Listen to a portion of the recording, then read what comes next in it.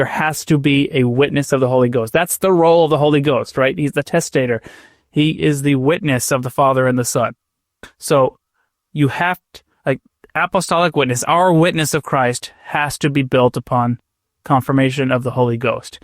Our heart has to burn within us, whatever that means for you and me, however we experience that confirmation of the Spirit. That is key, that is critical, that is foundational to establishing this relationship with Christ and having built, like, receiving this fullness of light and truth. This is, at least for me, in times past, and I try to avoid this today, but there's so much about the gospel that you feel like a little bit of a nuisance or a burden, or it's just, sometimes it's so easy that you don't care to do it, or you don't want to do it, or you don't think to do it, and you feel like, this will get so much easier once this life is over and we receive our reward because we were true and faithful, and everything's just going to be real easy at that point. Like, it's going to be so much simpler. And as you grow in the gospel and as you really ponder and consider, you realize, no, it's going to be exactly the same way that we're experiencing eternal truth now. Like, the aspects of the gospel and the necessity for us to surrender ourselves, surrender our will, and align all that we are with the Father, and reading and praying and seeking after truth and being anxiously engaged in the works of salvation and pleading with and wrestling with and doing all that we can do to grow and to align ourselves with the Father. That's not magically going to go away, is my feeling and belief. Like, what we are learning to do now and the way we are learning to adjust and align and structure and organize our lives,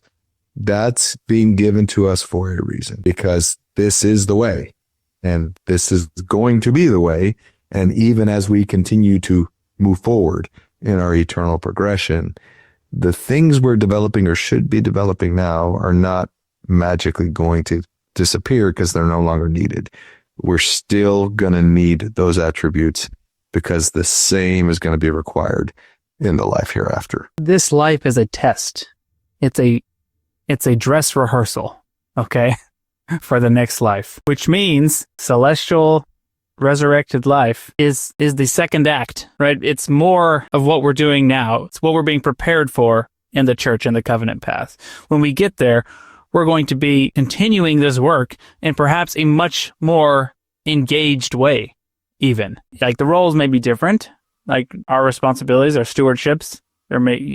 There's going to be growth, there's going to be progression, but there's going to be advancement in priesthood, there's going to be advancement in covenants, there's going to be advancement in living by faith and accepting things on faith that are of higher orders, right? This is clear in the scriptures. Like, celestial glory, there's an aspect of revelation still involved. There's an aspect of seeking and living by revelation of things as they pertain to higher orders, which means there's going to still be opportunities to grow by faith, to be tested, right? There's still going to, like, everything's going to be built upon what we're doing now, and it's going to be greater. Hit that like button, leave us a comment, subscribe to the channel. We really appreciate it. They may seem like little things, but liking, commenting, it helps the algorithm push our content out to more people, so it's our small way of sharing the gospel in a social media age.